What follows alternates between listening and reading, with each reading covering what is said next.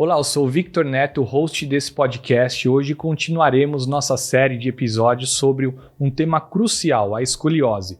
Essa condição que afeta de 2 a 4% da população global e apenas no Brasil mais de 6 milhões de pessoas são afetadas segundo a Organização Mundial da Saúde.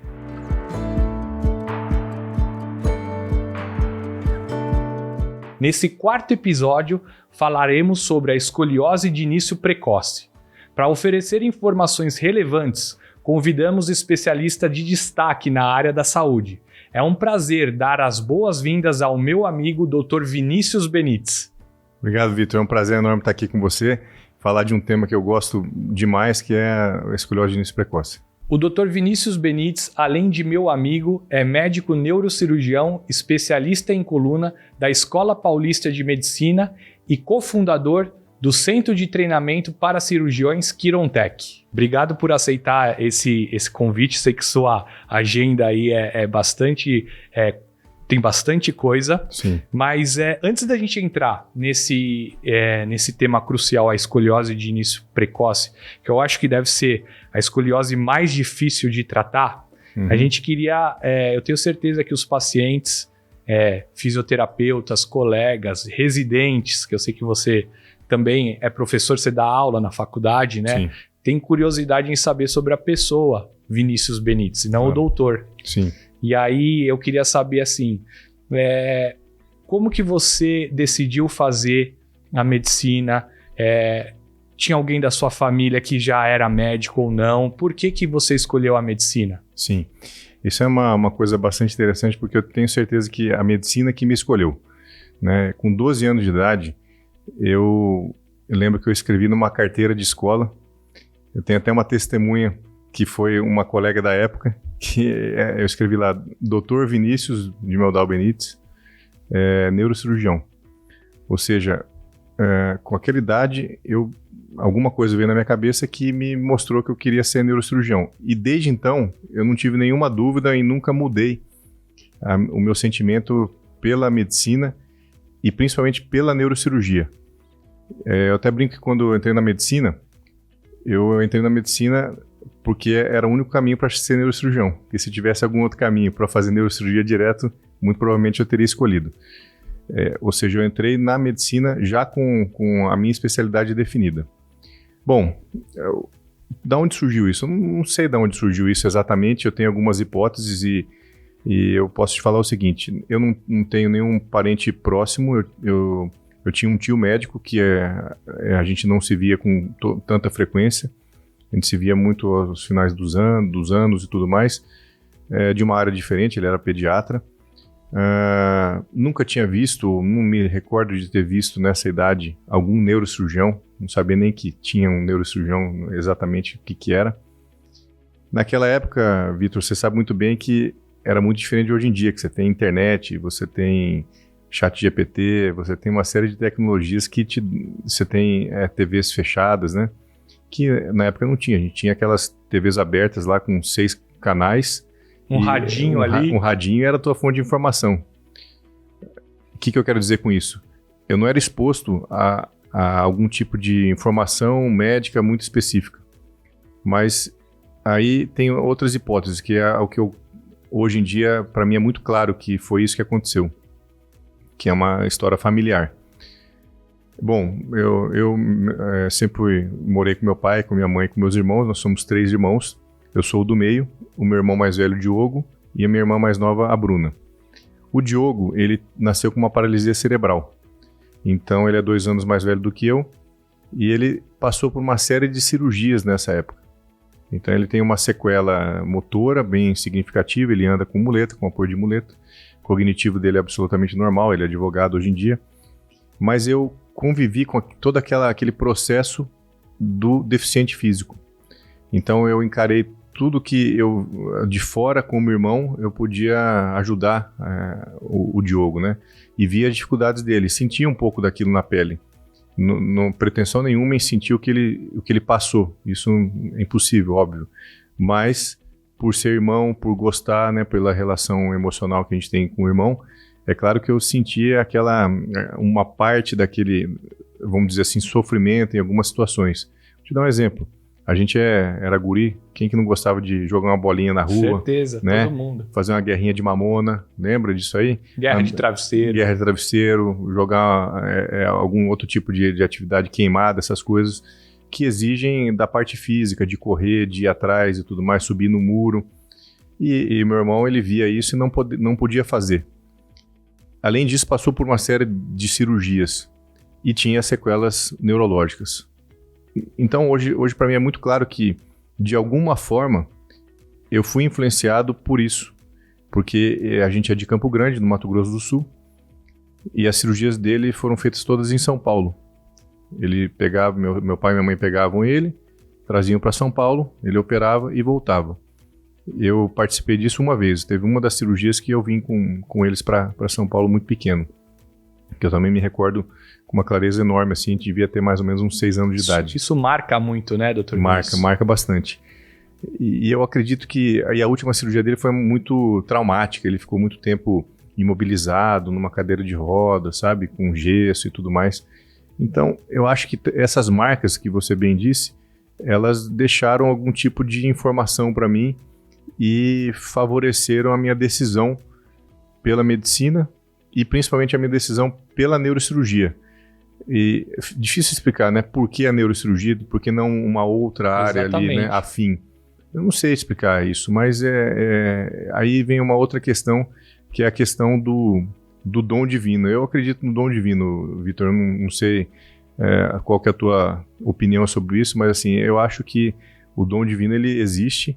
Eu também acho, eu concordo. Né? Eu acho que a medicina me escolheu, sim, porque eu não me imagino fazendo qualquer outro tipo de profissão fora da medicina. Nunca passou pela minha cabeça fazer qualquer outro tipo de profissão fora da medicina. Então eu me sinto muito confortável com a medicina, gosto da medicina e eu não sinto peso nenhum, sabe, de trabalhar, de sair de casa para trabalhar, de todo o meu período de estudo que é longo, que a gente vai falar sobre isso.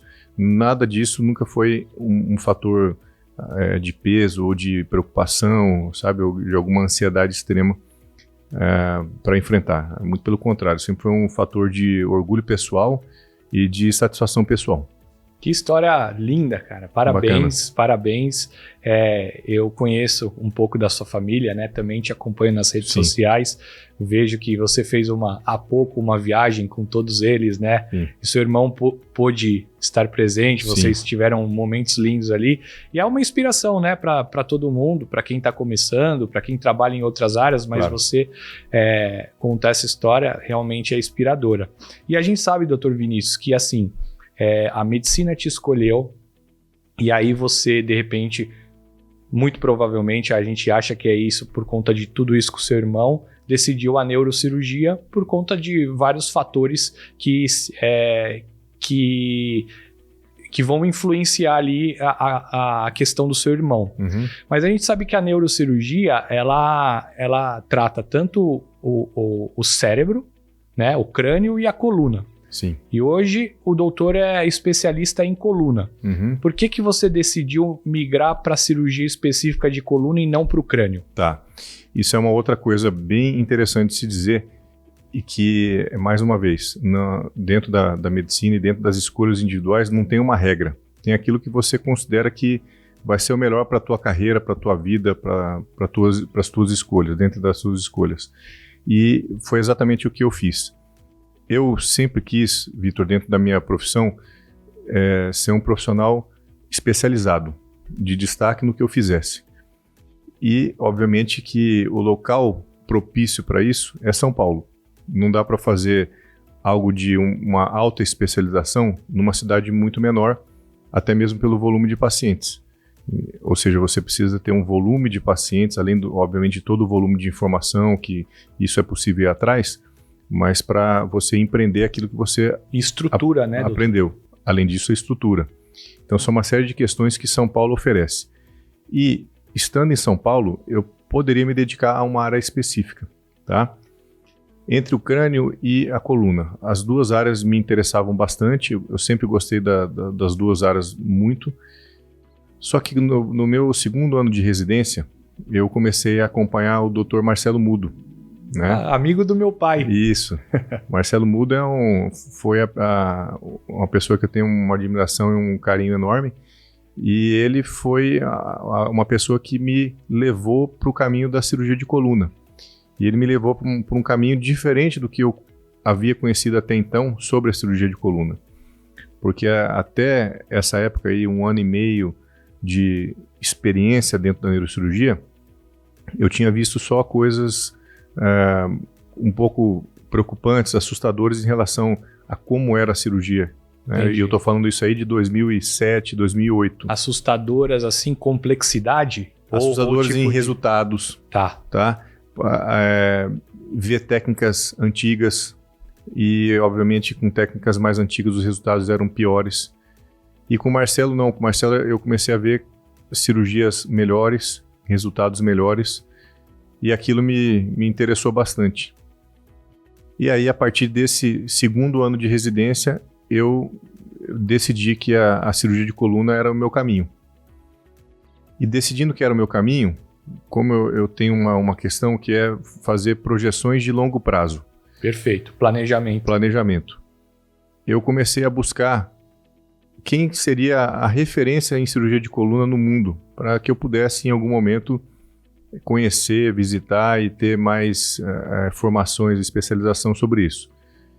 E aí era muito interessante, porque eu comecei a ir em cursos, a ir em congressos, e nesses cursos, nesses congressos, eu sempre abordava um médico estrangeiro da França, perguntava, eu gostaria de fazer cirurgia de coluna, quem que você sugere, né? Que serviços que você me sugere? Eu até acho que eu sei quem é, mas eu não vou falar. Depois eu quero saber se é esse professor. Sim. Alemão. Vou falar o nome. Exatamente. E aí falavam, tem o fulano, tem o fulano e tem o Harmes.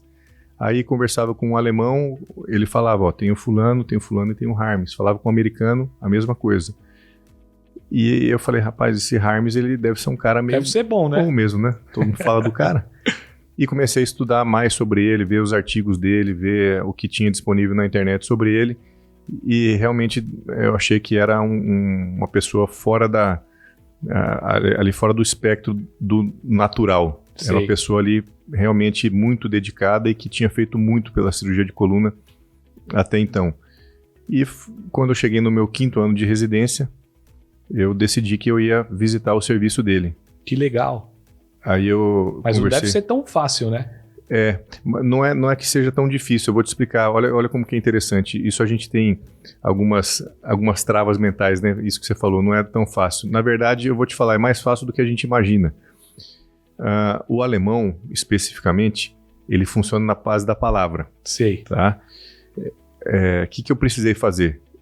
Eu mandei uma carta, na verdade um e-mail para o serviço, falei que eu tinha interesse em fazer, me coloquei na posição de residente interno da neurocirurgia, tudo mais, e eu só recebi uma devolutiva assim, é um prazer receber você aqui, precisamos de uma carta do teu chefe. Que legal. E aí eu conversei com o Dr. Sérgio Cavaleiro, que é o meu mentor aqui no Brasil, e o professor Sérgio prontamente fez uma carta para mim, endereçada ao professor Harmes, que eu encaminhei.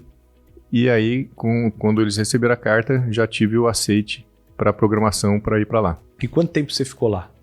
Eu fiquei aproximadamente 6 meses e foi um tempo que foi revolucionário na minha vida. Né? Aquilo mudou mudou a minha carreira, mudou a minha vida pessoal, mudou as minhas experiências, e mudou a minha vida profissional demais. Né? E eu fui para lá achando que ele era o melhor cirurgião de coluna do mundo e voltei tendo a certeza de que eu estava diante desse cara mesmo. Por que eu falo isso? Eu vi coisas que realmente eram muito diferentes do que eu havia visto até então. O que a gente escutava aqui, Vitor, naquela época? Eu escutava como residente. Olha, paciente acima de 70 anos não é um paciente que dá para operar. Né? E a gente não operava pacientes acima de 70 anos, basicamente. Ou a chance de ser uma catástrofe era muito alta. Entendi. Né? Neurocirurgião não mexia com deformidade. Né? Até hoje ainda tem algumas restrições, mas naquela época, então, eu estou falando isso aí de 2009, 2010, era bem diferente ainda, né? 15 anos atrás. E lá eu comecei a ver cirurgias de altíssima complexidade, porque era a maior referência da Europa em cirurgia de coluna. Ele recebia pacientes de toda a Europa, do Oriente Médio, do Canadá, fora, obviamente, da Alemanha.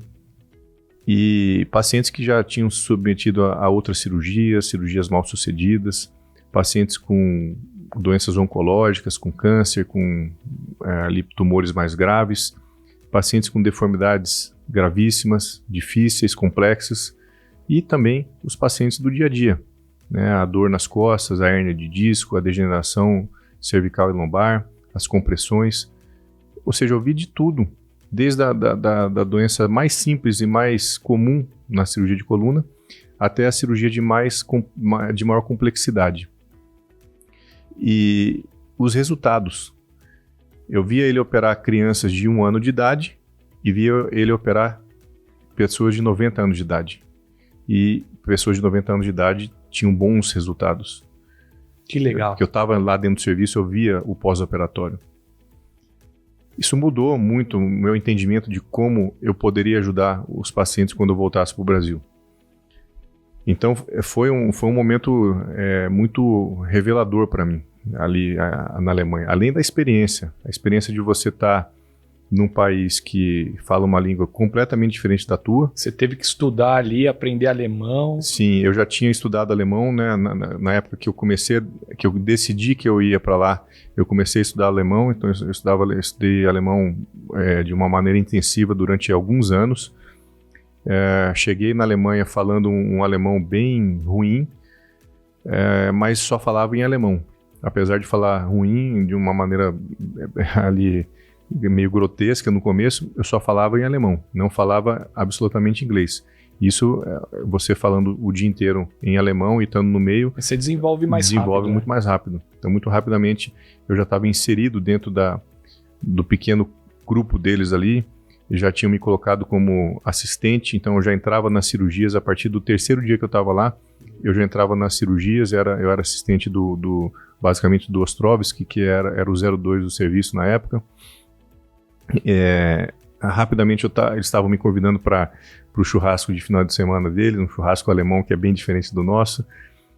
Então essa experiência cultural, essa experiência pessoal foi muito importante também para a minha vida, que eu carrego até hoje. E quando eu voltei para o Brasil, eu voltei aplicando aquilo que eu tinha visto lá. Ou seja, pacientes de 70 anos não podiam ser operados, podem ser operados de 75, de 80, de 85 anos. E aí comecei a fazer cirurgias assim e ter bons resultados. Deformidade era uma coisa que eu adorava fazer, que eu estudei muito, e eu comecei a fazer, assim que eu pisei no Brasil, eu comecei a fazer cirurgias de deformidade, cirurgias de escoliose, cirurgia de cifose. Mais uma outra questão que foi importante nesse meu início, eu fiquei durante mais ou menos 6 meses também acompanhando o serviço da ACD, do Dr. Paulo Cavalli, né? Acompanhava as cirurgias deles, eles tinham uma reunião noturna, que a gente discutia casos e tudo mais. Eu acompanhava, na época, quem estava de residente, então passava nas enfermarias. Então toda essa experiência, ela foi muito importante para mim, tanto do serviço na Alemanha com o professor Harmes, quanto aqui no Brasil, depois com o Dr. Paulo Cavalli e a equipe dele inteira. Todos estavam lá, o Maurício, o Alex, pessoas aí que eu gosto bastante, tenho admiração enorme.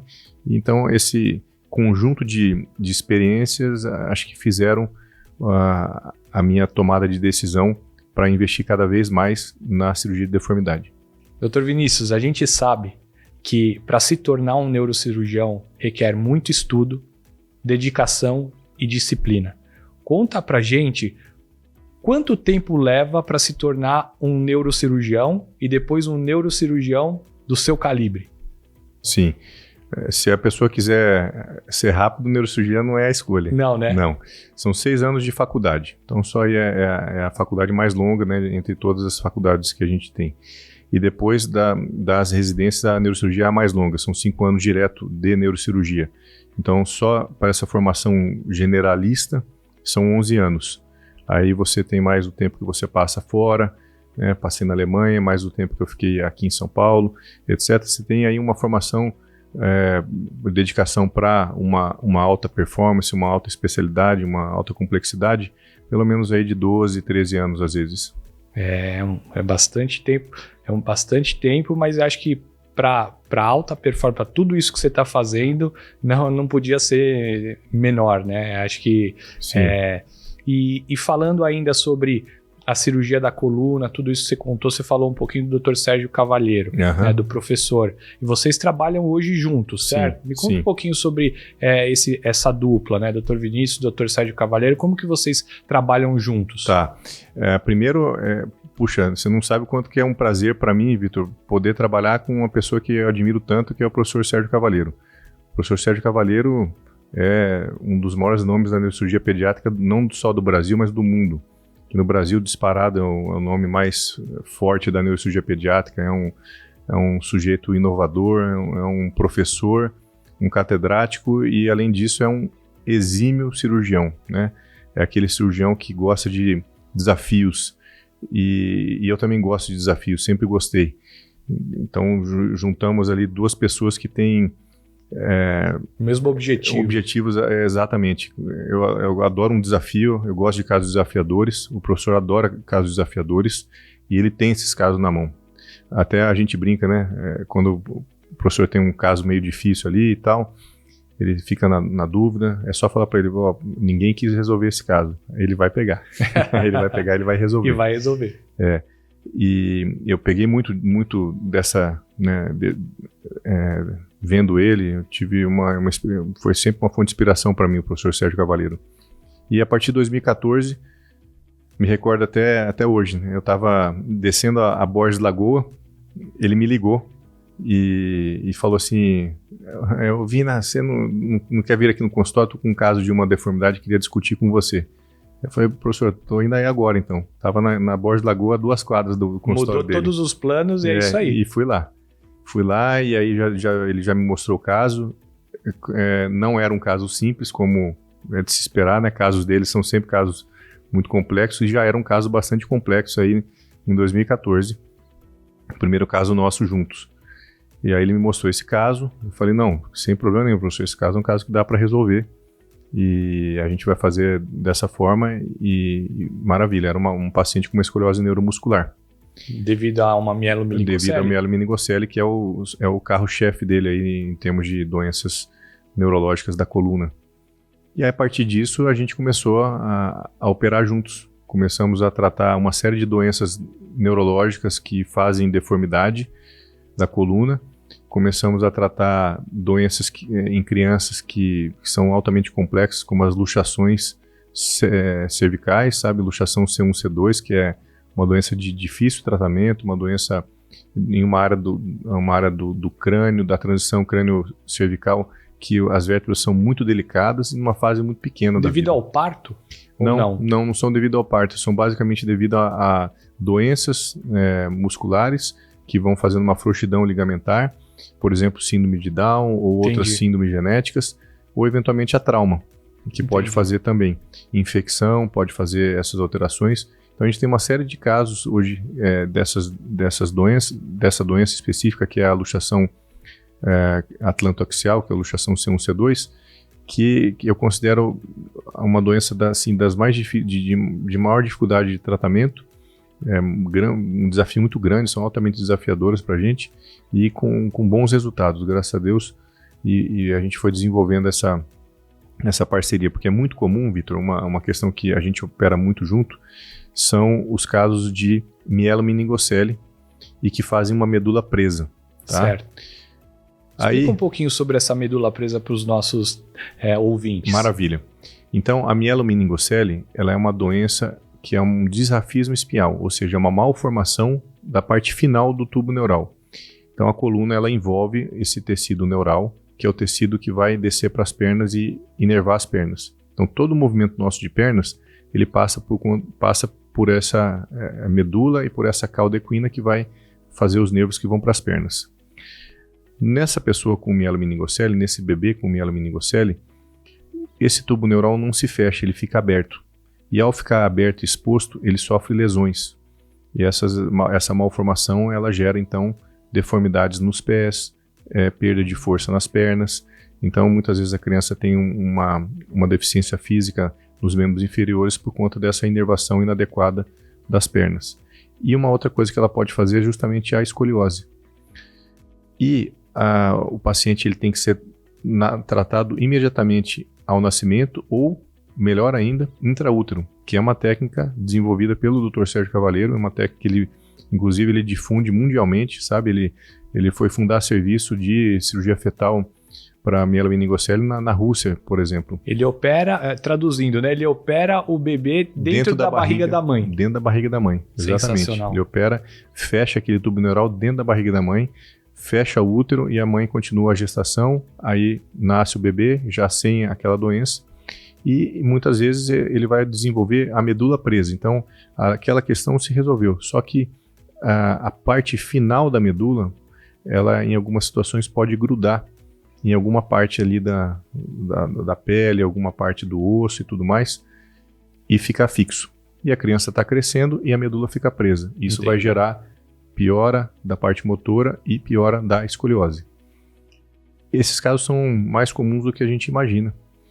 E aí a gente acabou desenvolvendo um modo de tratamento que é nosso, que é fazer ao mesmo tempo a liberação da medula, perfeito, junto com a correção da escoliose. Então entram vocês dois na cirurgia, professor Sérgio Cavaleiro, Dr. Vinícius Benites, e ele faz a parte da liberação da medula. Perfeito. E aí você entra no tratamento da escoliose. Exatamente isso. Então, ao mesmo tempo cirúrgico, ele já faz a liberação da medula, que é uma cirurgia microscópica, uma cirurgia delicada em que tem que fazer a liberação praticamente fio a fio ali, daquelas terminações nervosas que vão descer para as pernas, fecha, e aí quando ela está liberadinha, aí a gente já vai lá e faz a instalação do sistema de crescimento, do sistema de correção de deformidade.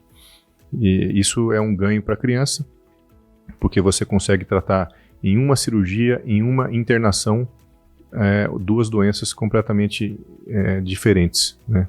E já falando nisso, então, se você tem uma escoliose nesse tipo de paciente, ele já é caracterizado como uma escoliose de início precoce, que é o tema do nosso podcast. Exato. Explica um pouquinho, Dr. Vinícius, o que é a escoliose de início precoce? Tá. A escoliose de início precoce, ele é um termo que abrange diversas escolioses que acometem crianças. Então, se a gente for categorizar, as escolioses, elas podem ser escolioses congênitas, que são escolioses quando a criança nasce com uma malformação óssea específica, e aí ela vai gerar uma deformidade, seja uma cifose, seja uma escoliose. Então, escoliose congênita. Ela pode ter uma doença neurológica ou uma doença muscular que vai causar uma escoliose. Então, são as escolioses neuromusculares, que é um grande grupo que abrange doenças como a gente acabou de citar a mielomeningocele, como a gente disse no caso do meu irmão, a paralisia cerebral, e como uma série de outros síndromes, síndrome de Duchenne, as atrofias cerebrais, etc., né? Então, todas essas doenças, elas podem causar uma escoliose neuromuscular. E a gente tem as escolioses idiopáticas também, que acometem crianças aí abaixo dos 9 anos de idade. Veja, há uma série de doenças completamente distintas, diferentes e complexas entre si, e que podem causar uma escoliose na criança. Quando a gente agrupa todos esses fatores, todos esses tipos e subtipos de escoliose no grupo das crianças, a gente vai chamar isso de escoliose de início precoce. Ou seja, é uma escoliose em que vai acometer crianças aí antes dos 9, 10 anos de idade. De 0 a 10 anos, então, é uma escoliose de início precoce. Exatamente. Perfeito. Tá? E quais, então, as causas mais comuns seriam essas que você citou agora? Sim, as causas mais comuns que nós temos são as escolioses congênitas ou as escolioses neuromusculares. Dentre as escolioses neuromusculares, essas duas causas são as principais aqui no Brasil, tanto a paralisia cerebral quanto a mielomeningocele. E como esse tipo de escoliose afeta a qualidade de vida da criança? Tá. Como eu falei sobre essas escolioses, Vitor, e sobre as causas dela principalmente, elas são completamente diferentes entre si. Cada criança é uma criança única. Perfeito. Cada criança tem uma apresentação diferente. Isso eu sempre falo que a medicina ela tem que ser olhada de uma maneira completamente individual. Não fosse assim, a gente faria uma consulta com 50 pessoas num auditório. Mas não, as consultas são individuais, entra uma pessoa por vez para a gente poder individualizar esse tratamento. E na escoliose mais ainda. Elas afetam de maneiras completamente diferentes entre si. Então, vou dar exemplos para você ver até onde vai uma complexidade de uma escoliose. A gente tem crianças, por exemplo, que iniciam apenas uma deformidade na região da cintura, uma deformidade na região das escápulas ou na região dos ombros, e aquilo causa um certo desconforto, né? Muito mais para os pais ou para quem está em volta. Talvez estético? Talvez estético, e que a criança mesmo nem reclama de nada, para ela não tem nada de alteração, tá? Ou seja, é uma doença basicamente subclínica, que ela passa desapercebida. Você tem crianças que, além de ter uma deformidade que já começa a ser um pouco mais visível, ela começa a ter já uma repercussão na parte biomecânica dela. Ela começa a ter um desequilíbrio, ela começa a ficar um pouco deslocada no seu tronco, na posição da cabeça, na posição do quadril, e isso vai comprometendo, obviamente, o deslocamento dela e tudo mais. Você tem crianças mais graves em que essa escoliose ela vai causar um encurtamento do tronco e uma compressão de todas as estruturas internas dela. Comprime o coração e comprime o pulmão. Ao comprimir os pulmões, essa criança começa a ter dificuldade para respirar. Ou seja, ela tem uma dificuldade grande para exercer atividades do dia a dia dela. Para caminhar, para subir uma escada, ela começa a ter dificuldade. E você tem escolioses em crianças que têm doenças de muito maior gravidade, em que elas são deficientes, não caminham, e muitas vezes usam a cadeira de roda para locomoção, e que a escoliose ela vai projetando a criança para frente com uma cifose junto, e ao projetar para frente, essa criança tem que ficar sempre se apoiando no joelho com as mãos. Então imagina uma criança que basicamente só tem os dois membros para trabalhar, os dois braços, e esses dois braços estão sendo utilizados para apoiar na perna. E aí quando você faz uma cirurgia e você retifica ela e deixa ela numa postura normal, você libera os dois braços dela para ela fazer as atividades que ela queira fazer, para fazer higiene pessoal, para se alimentar, etc. Para estudar. Para estudar, então é um ganho muito grande. E outras crianças que mais graves ainda, que têm a parte cognitiva alterada, e são crianças que vivem acamadas, e alguém poderia falar, puxa, mas vale a pena fazer uma cirurgia numa criança que está acamada e que tem uma sequela cognitiva grande? Já escutei muito falar sobre isso. Exato, isso é por desconhecimento realmente. É lógico que vale a pena. Se você faz uma cirurgia em que você corrige aquela grande deformidade, a primeira coisa que vai acontecer é ela melhorar a qualidade de vida dela. É uma criança que vai expandir os pulmões e vai parar de ter pneumonia. As crianças fazem pneumonia de repetição. Então ela para de ter pneumonia quase que imediatamente. Melhora a respiração, ela melhora o ganho energético dela. Elas engordam, são crianças às vezes muito emagrecidas, exato. Elas engordam, ganham peso, então ganham resistência. Se alimentam melhor. Se alimentam melhor, a parte imunológica melhora bastante. E a outra coisa é que elas melhoram a parte para movimentação. É muito mais fácil para os cuidadores, para os pais, carregarem e mobilizarem uma criança que tem uma estrutura já consolidada do que uma criança que tem uma coluna completamente torta e deformada e que tem dificuldade de colocar numa cadeira de roda, num transporte dentro do carro, etc. Não consegue nem sentar direito, né, doutor? Exatamente. Então, a gente consegue, com esses tratamentos aí, tratar crianças que têm apresentações completamente diferentes entre si. Me diga uma coisa, existe uma idade certa para começar o tratamento? Eu sei que você falou que não, cada indivíduo é peculiar, é um tratamento individualizado, mas na escoliose de início precoce, quando você decide intervir cirurgicamente? Tá, essa pergunta eu acho ela fantástica, Vitor, porque muitas vezes as pessoas elas escutam até de médicos que não vão esperar crescer mais, vamos esperar ganhar peso, vamos esperar chegar na adolescência para iniciar um tratamento. E eu escuto aquilo, na minha concepção, é um completo absurdo. Então vamos lá.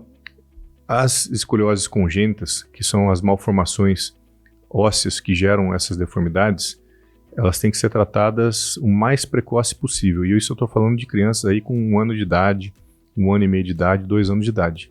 Esse é o período preferencial na minha concepção.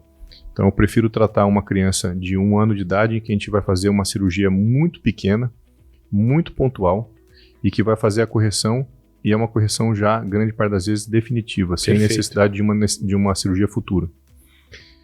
Por outro lado, você tem doenças que são mais extensas na coluna, porque a escoliose congênita, como eu te falei, às vezes é uma vértebra só que está mal formada. Às vezes a gente escuta a hemivértebra, é isso? É exatamente isso. Você tem uma vértebra mal formada que é uma hemivértebra, você retira essa vértebra mal formada. Por que hemivértebra? Porque só formou metade da vértebra, só Entendi. M.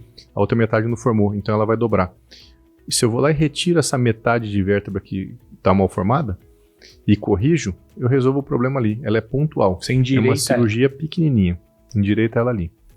Agora, tem doenças que são não mais complexas, eu diria, mas elas acometem a coluna como um todo, como as doenças neuromusculares. Perfeito.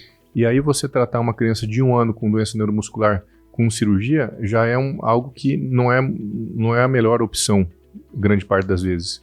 E aí sim, nessas crianças a gente orienta um tratamento inicial conservador até que ela tenha alguma quantidade de massa óssea, de massa muscular, para que a gente possa fazer uma cirurgia, e em geral uma cirurgia de crescimento, que é uma grande tecnologia que a gente tem hoje em dia. Cirurgias que permitam o crescimento da criança durante toda essa fase até a adolescência dela. A gente vai chegar nesse ponto que eu acho que é um ponto muito importante para a gente falar, mas você falou ainda assim, a gente entra com um tratamento conservador para que ela possa ganhar peso, para que ela possa ganhar musculatura, o desenvolvimento ósseo. Qual é o papel da fisioterapia nisso? A fisioterapia ela é sempre fundamental. E por qual motivo? Depende da doença, depende da criança. Numa criança como essa, com uma escoliose neuromuscular, a gente quer manter a mobilidade. Por mais que a fisioterapia não consiga parar a progressão da escoliose, é extremamente importante para essa criança manter mobilidade. É extremamente importante para ela manter a parte respiratória. Ou seja, o fisioterapeuta tem um papel fundamental na manutenção tanto da motricidade, da mobilidade, da manutenção de uma curva mais móvel, quanto também da parte respiratória dessa criança. Então tudo isso é importante no dia a dia dela. Para uma criança menor, uma criança que tenha uma escoliose, por exemplo, congênita, obviamente que a fisioterapia também não tem um papel de correção, porque a doença é uma doença estrutural que só vai ser corrigida de uma maneira cirúrgica, mas ela tem o papel de deixar essa criança o mais normal e natural possível, para que após a submissão dela pela cirurgia, ela consiga retornar rapidamente para as atividades do dia dela normalmente. Dr. Vinícius, perfeito, estou entendendo tudo até aqui, muito bem explicado, didaticamente. E eu tenho uma curiosidade assim, como é que fica o emocional dos pais? Você é pai de três meninas, né? Como é que fica o emocional dos pais? Porque são crianças super novas, né? E até mesmo da criança para entender tudo isso, às vezes passar por múltiplas anestesias, ou tão novinha aí para o centro cirúrgico, como é que você lida com essa questão emocional? Tá. Isso aí eu aprendi também muito com o Dr. Sérgio Cavaleiro, com a experiência dele, em ver o modo como ele trata as famílias, porque é uma doença, não é da criança, né? É uma doença da família. Isso é bem lembrado. Quando você tem uma criança acometida, você tem uma família acometida. Exato, tudo para e a gente fica para 100% para a criança. Dedicação exclusiva para a criança. E os pais são exatamente assim. Então, a minha função é identificar a doença, fazer o diagnóstico, propor o melhor tratamento possível dentro do que a gente tem de conhecimento e esclarecer para os pais, porque no final das contas são eles que vão ter o entendimento para fazer a aceitação daquele procedimento que a criança vai ser submetida.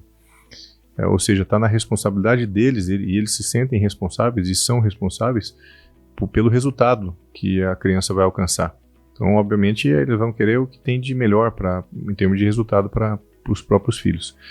E aí é a diferença entre as pessoas. Você tem pais que são mais tranquilos, você tem pais que são mais desesperados, né? Você tem pais que têm maior conhecimento, tem pais que têm menor conhecimento. Então, aí é uma estratégia que vai ser avaliada de acordo com a necessidade de cada casal, família. De cada família. Entendi. Exatamente, isso a gente vai vendo. Então, são particularidades ali de experiências, porque muitas vezes são famílias que já passaram por outros atendimentos, são famílias que já passaram por outros tratamentos, às vezes até cirúrgicos, e são experiências que às vezes não foram positivas e você tem que tirar aquilo que ficou de ruim e levar essa criança para um outro tipo de tratamento que a gente vai supor que vai ser mais eficaz e tudo isso é uma demanda ali individual, com cada família. É o que volta no ponto que você falou, tratamento individualizado. Individualizado sempre. Legal, legal. Doutor Vinícius, com relação, quais são os desafios no tratamento da escoliose de início precoce? Porque assim, já vi que você tem o professor Sérgio Cavalheiro, tem o doutor Vinícius Benites, você tem o seu assistente, mas existe uma equipe multidisciplinar para tratar essas crianças? Sim. Bom, o tratamento da escoliose de início precoce, ele é, sem dúvida, o tratamento mais complexo dentro das deformidades. E por que ele é o mais complexo, Vitor? Tem um motivo para isso. Porque são crianças que estão em franco desenvolvimento. Perfeito. Elas estão em crescimento. E um crescimento longo, de anos e também enorme em termos de estatura. O que isso significa? Significa que a gente tem que prever uma correção imediata, mas também prever uma correção a médio e longo prazo. Perfeito. E isso, ao prever isso, ao pensar sobre isso, a gente tem que fazer estratégias que vão tanto resolver o problema da deformidade, agredir menos essa criança e permitir o máximo crescimento possível dela.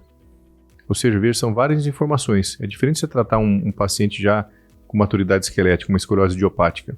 Eu tenho que pensar naquela deformidade, tratar ela e ponto final. Essa mocinha não vai mais crescer. Uhum. Então ela não vai mais desenvolver alguma outra deformidade no habitual. A questão pulmonar dela já está desenvolvida. Exato. Cardiovascular, exatamente, tudo desenvolvido. Ali não, a escoliose de início precoce tem uma estratégia totalmente diferente e complexa. Sim, é uma engrenagem ali em andamento. E tem ainda toda essa questão da família, que a gente vai ter que orientar. Tem a questão do acompanhamento. Você tratar uma criança, você não está tratando ela pontualmente agora.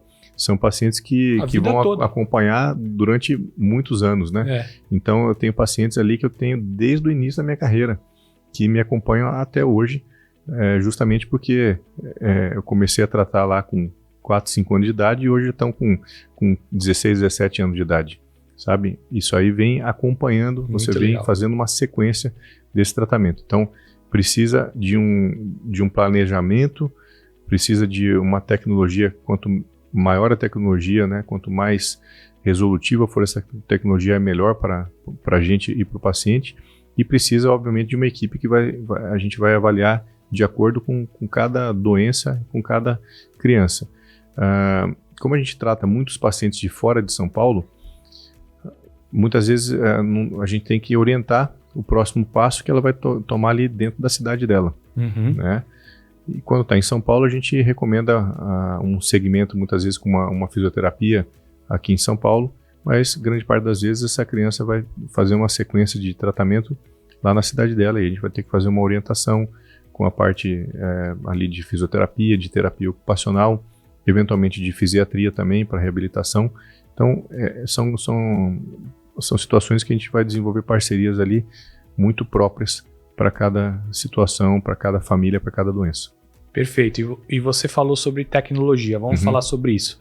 Então, se a gente voltar, sei lá, 5 anos atrás ou 10 anos atrás, o tratamento da escoliose de início precoce já com medical devices, você tinha um padrão de procedimento cirúrgico. E hoje a tecnologia vem avançando e hoje você tem um padrão muito mais seguro, eficaz, menos agressivo. Conta um pouquinho como era tratado quando você precisaria fazer uma instrumentação da coluna, como que era antigamente e agora como que você faz? Tá. A única coisa que ficou de pé de mais ou menos 20 anos para trás até agora foi o tratamento da escoliose congênita. Por que ele se manteve de pé? Mais ou menos como ele foi desenvolvido, e aí o professor Harms foi um dos desenvolvedores da principal técnica de tratamento de escoliose congênita, que chama hemivertebrectomia. Porque, lembra que eu falei lá no começo, a escoliose congênita ela muitas vezes é pontual. Então você precisa tratar só aquela hemivértebra, aquela vértebra mal formada, retira ela, instrumenta ali e ponto final. eu não tenho que fazer uma instrumentação longa na coluna, tá? Então, por conta disso, ela se manteve intacta. Porém, até rememorando o que eu já falei aqui em relação às escolioses neuromusculares ou escolioses idiopáticas, são doenças que vão acometer a coluna num segmento muito mais longo e que, obviamente, não dá para pensar em fazer uma instrumentação fixa, rígida, de uma coluna que está em franco crescimento. Você vai bloquear o crescimento da criança de 5 anos de idade? Impossível, não pode fazer isso.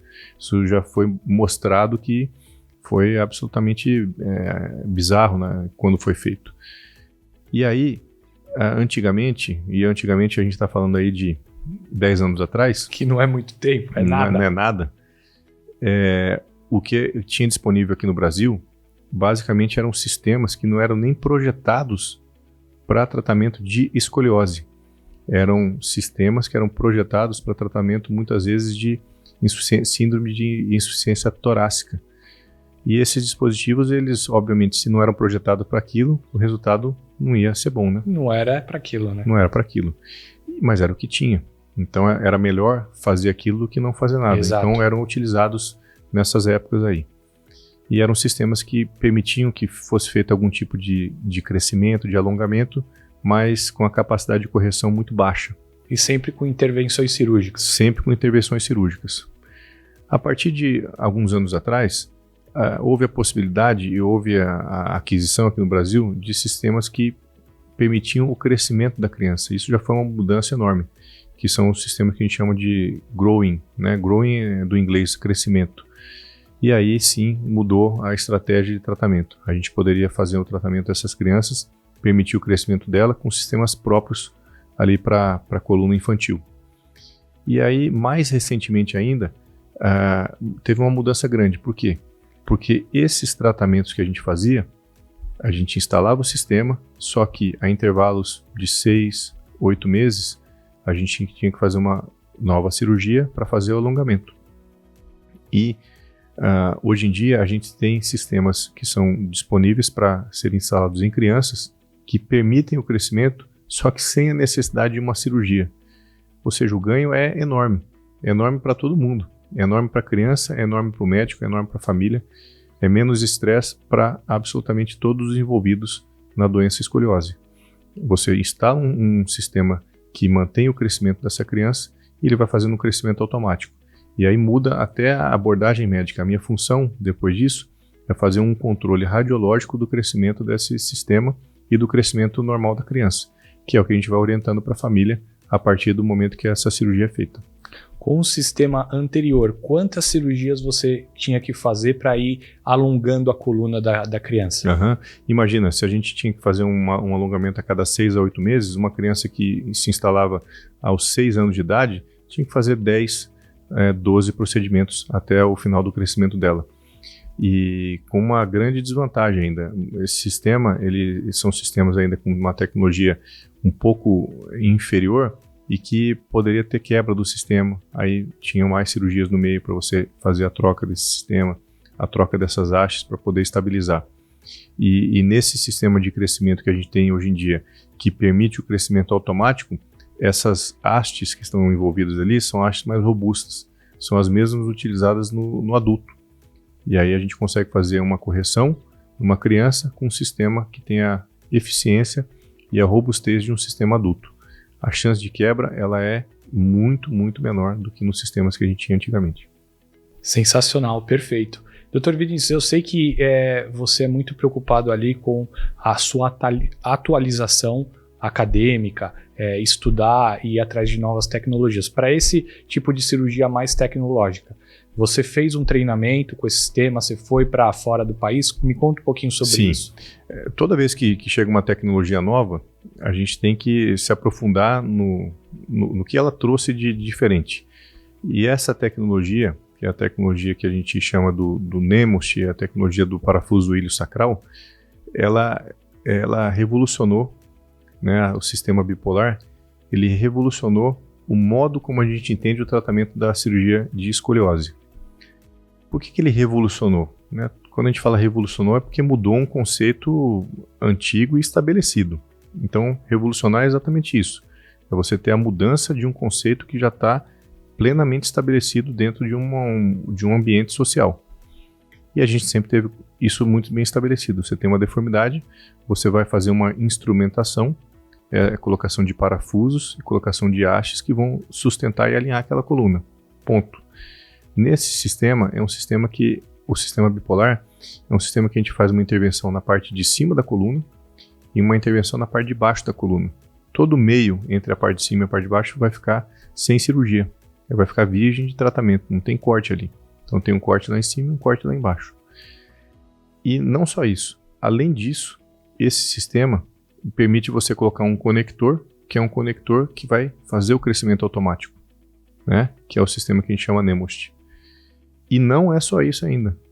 Além de ter um sistema que vai fazer esse crescimento automático, ele tem um sistema de parafusos de fixação, que é um parafuso que esse sim aí é uma consideração pessoal. Eu tenho um apreço enorme por essa tecnologia, porque ele muda o conceito de estabilização da base da coluna, que é a base ilíaca e sacral. O que a gente tinha até então?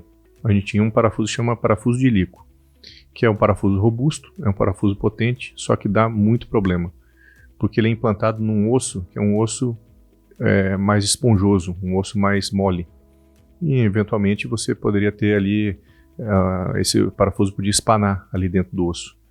Agora, com essa tecnologia do parafuso sacral, não. Ele é colocado num plano que é um plano completamente perpendicular à força de arrancamento dele e que ele confere uma potência muito maior, da ordem aí de 10 vezes maior do que um parafuso que a gente tinha habitualmente antes. Ou seja, dentro de um mesmo sistema, a gente tem 3 mudanças de paradigma. Tem um sistema bipolar, tem um sistema de crescimento automático e tem um sistema de fixação ilio-sacral que é também revolucionário. Então, isso muda. E aí, quando você está acostumado e habituado com um tipo de tratamento e é exposto a essa nova tecnologia, você tem que se aprofundar e entender. Puxa, se existe isso, quais são os resultados? Então, a gente foi beber na fonte, né, em quem desenvolveu, em quem inventou. Então, vocês acabaram trazendo para cá, para o Brasil, anos atrás, o Dr. Milady, que foi o idealizador dessa técnica, o desenvolvedor desses implantes. É um médico francês aí também de uma cabeça fora do tempo dele, que teve um professor, que é o professor do Bossé, ou seja, teve um dos maiores professores dentro da cirurgia de coluna que ele poderia ter, que com certeza foi uma fonte de inspiração para ele, e ele acabou desenvolvendo, pegando tudo isso e fazendo esse sistema e desenvolvendo para o que a gente tem na atualidade. Ele tem já uma experiência enorme com esse tipo de implante. A partir disso, ele foi mostrando para a gente de uma maneira muito, eu diria, caridosa, que ele mostrou todos os casos dele, não só casos de sucesso, os casos de insucesso também. Isso para o médico é muito difícil, muitas vezes, ele ficar mostrando casos que são insucesso no cirurgião. Ele mostrou todos os casos dele de insucesso para que a gente não precisasse fazer os mesmos erros, cometer os mesmos problemas que ele teve lá no início do sistema que ele implantou.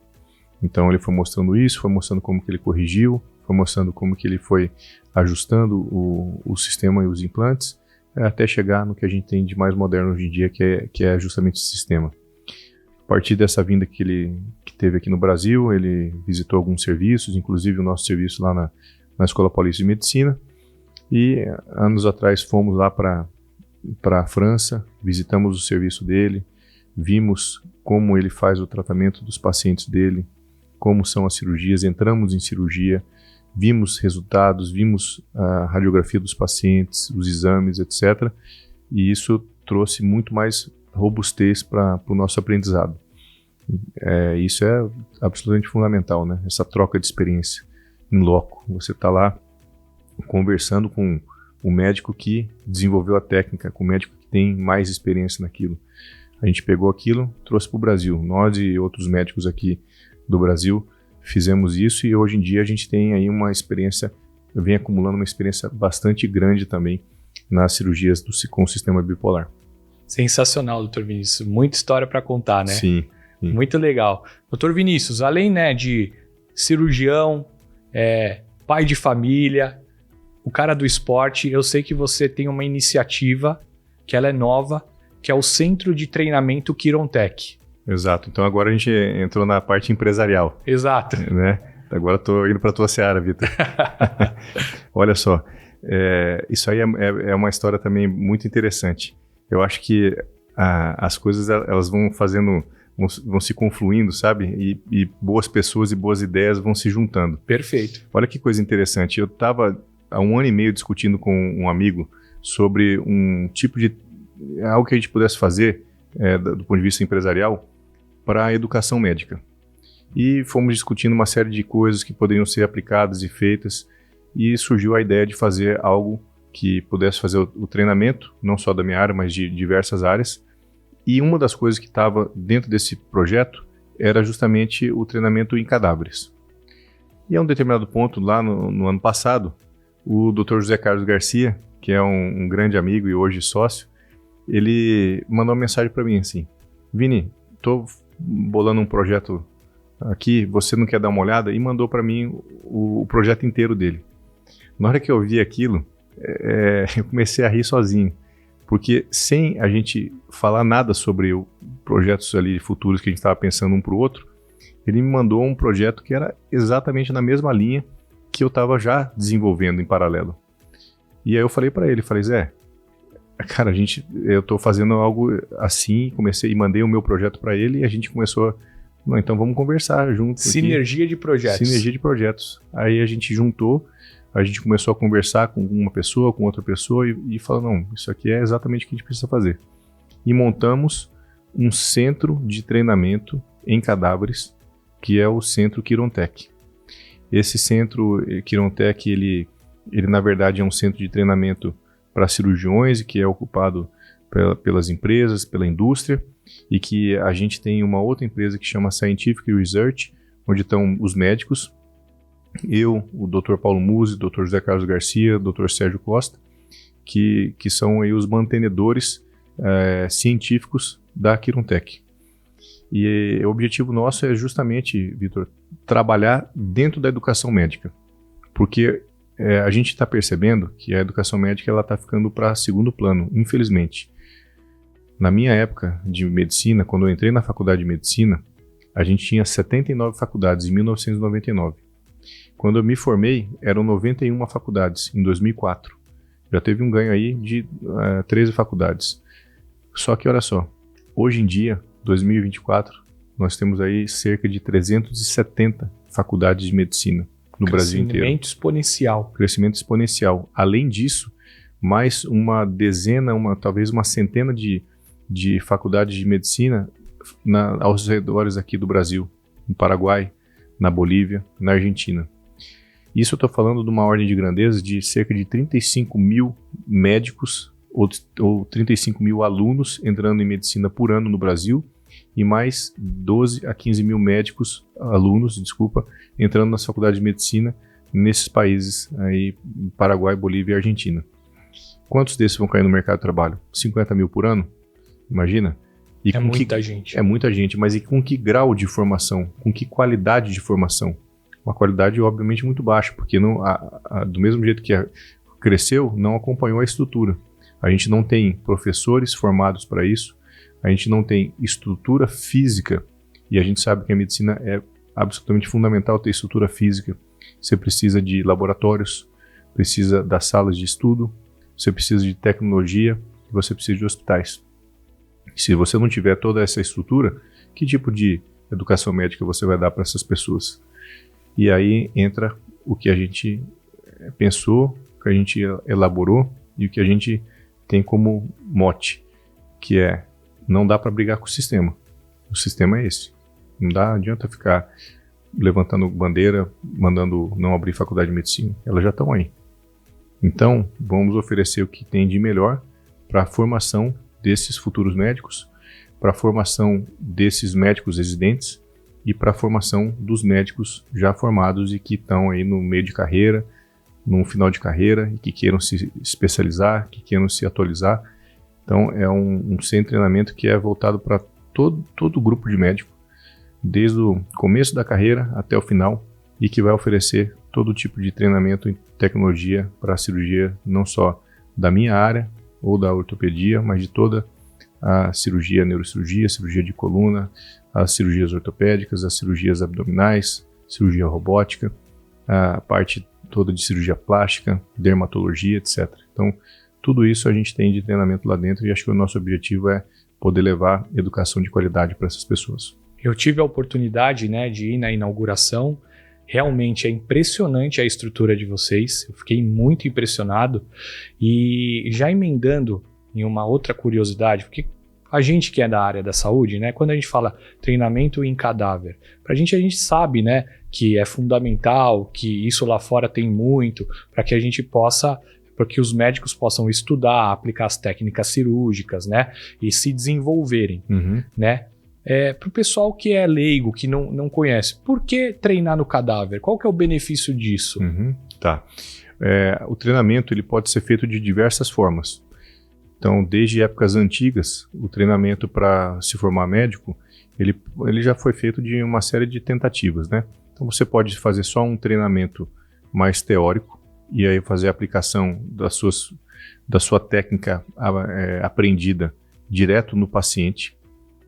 Ou você pode fazer um treinamento prático e aí você vai aplicar a sua técnica no paciente depois.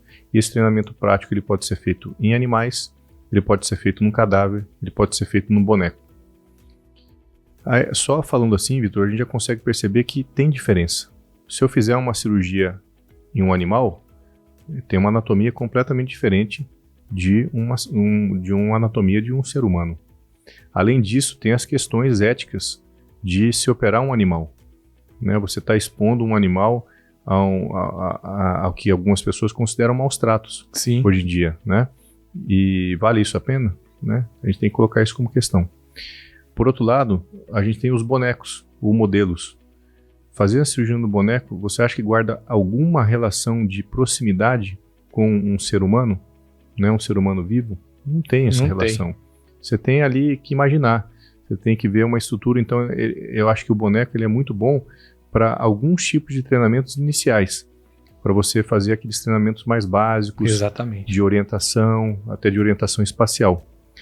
Mas para uma cirurgia, para fazer algo muito específico, para aplicação de uma técnica, não tem como comparar o treinamento que é feito em cadáver do que é o treinamento feito por qualquer outra dessas possibilidades que eu acabei de dizer. E o cadáver, ele é um ser humano absolutamente igual ao que a gente vai aplicar lá na mesa de cirurgia de uma pessoa doente. A única diferença é que ele não tem um sangramento ativo, tá? Então, mais uma vez, para quem é leigo, primeira coisa, a gente tem que ter um respeito enorme por aquela pessoa que doou o corpo dele. E teve o consentimento, né? Teve o consentimento, exatamente. Ele doou o corpo dele para que fosse ser submetido a um estudo. Então, a gente tem um respeito enorme por isso, e todo médico ele é treinado a ter esse respeito. E a gente que trabalha com isso, mais ainda. Então, acho que isso é bem importante a gente dizer. A gente tem uma oração do cadáver, a gente tem um respeito, uma reverência por essa pessoa que doou, muitas vezes em vida, aquele corpo, né, no pós-morte, para que a gente pudesse fazer o estudo e que a gente pudesse aprender e que isso, com certeza, vai beneficiar ali uma série de outras pessoas. Faz super sentido, né? Porque você imagina, você se formou, aí você aprendeu a teoria, aí você vai na prática já aplicar numa pessoa, né, que está viva, está doente e se der errado. Exato. Se acontecer algum problema, no boneco não é igual, no animal, tudo isso que você falou. Agora, se é uma pessoa que ela está doando o seu corpo justamente para ajudar a salvar outras pessoas, como se fosse o transplante de órgãos, né? Exato. Isso daí é uma iniciativa sensacional e que vai ajudar a transformar a vida de muitas pessoas, né? Exatamente. Então é isso que a gente busca e a gente considera que isso é a excelência no treinamento de médicos, é a excelência no treinamento de estudantes de medicina e por isso que a gente foi investir nisso, a aplicação do que há de melhor. Então trouxemos aí todo tipo de tecnologia que a gente conhece fora do país. Todos os envolvidos ali têm experiência internacional de centros de treinamento na Europa, nos Estados Unidos, e a gente pegou o que tinha de melhor para poder montar aqui no Brasil algo de uma capacidade que fosse de dar inveja do que a gente vê fora do país. E acho que a gente conseguiu esse objetivo e estamos aí com cerca de 8 meses aí, de inauguração, já com resultados muito positivos, com orgulho grande de ver o que o centro se tornou, como ele está sendo bem visto no nosso mercado médico, e como os nossos alunos têm falado muito positivamente, os professores também do Centro de Treinamento Quirontec. Além de um dos fundadores, né, você está desenvolvendo, junto com alguns médicos que são referência no Brasil e fora do Brasil, um curso de deformidade. Uhum. Conta um pouquinho, quando vai ser esse curso, como é que faz para participar, qual que é o objetivo? Acho que é bem importante isso, Legal. né? Porque é para o tratamento da escoliose. Com certeza. Isso aqui é um projeto muito bacana e que a gente nunca viu um treinamento, Vitor, em cirurgia de deformidade no cadáver e com cadáveres que nós estamos trazendo com deformidade. Então, isso Caramba. é algo inovador. Esse é um tipo de treinamento muito específico e que a gente não tem disponível, que logo que nós iniciamos a divulgação desse nosso curso, ele foi praticamente vendido de uma maneira imediata. Então, a gente depois disso percebeu que é uma demanda do mercado, tem muita gente procurando esse tipo de treinamento, e a gente vai fazer outros cursos, uma série de outros cursos sobre a cirurgia de deformidade, porque isso é algo que tem uma grande quantidade de cirurgiões de coluna que buscam esse tipo de aprendizado. Esse curso vai ocorrer no dia 16 e 17 de agosto. O nosso objetivo é que seja um curso eminentemente prático. Então vai ter alguma coisa de teoria? Sim, mas o curso vai ser densamente focado na prática.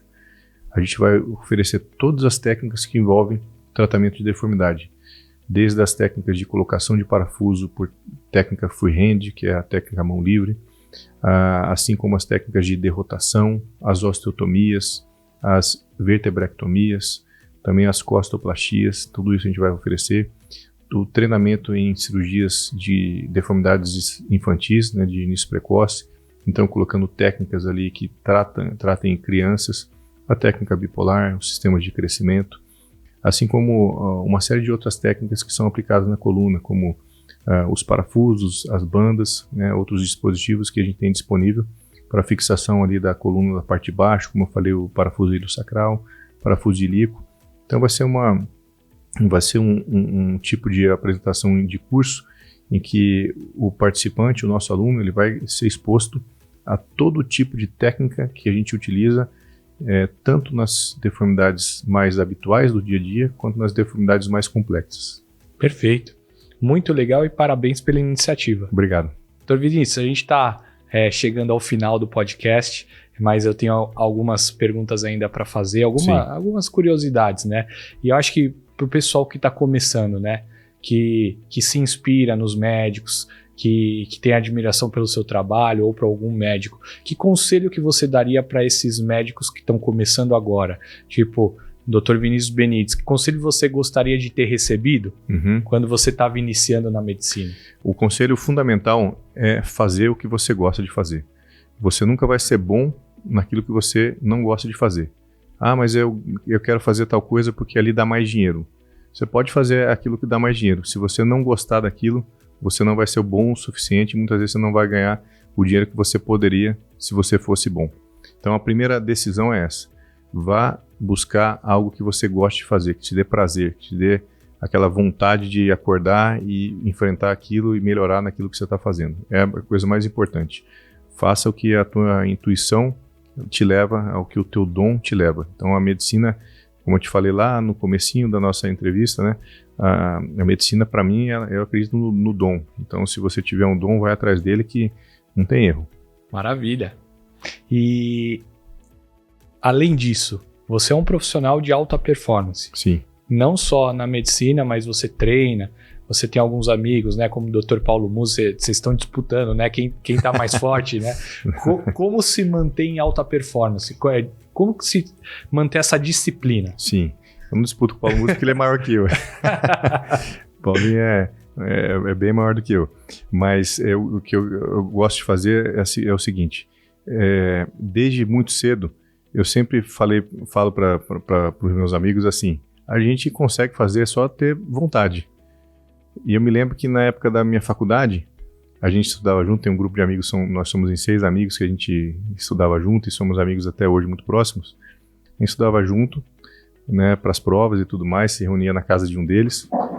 E olha que interessante, nessa época a Tati engravidou, sua esposa, né, a minha esposa, e aí a gente foi ter a Rafaela. Então eu tive a Rafaela na faculdade, não deixei de treinar, não deixei de estudar línguas naquela época, estava fazendo uma proficiência de inglês, não deixei de dar atenção para ela, nem muito menos para minha filha. Conseguia fazer tudo isso, tinha meus amigos que a gente ainda se reunia sempre, fazia essas coisas, e consegui passar em residência de neurocirurgia, que era a residência mais concorrida da época, e ainda hoje ainda é. Dr. Vinícius?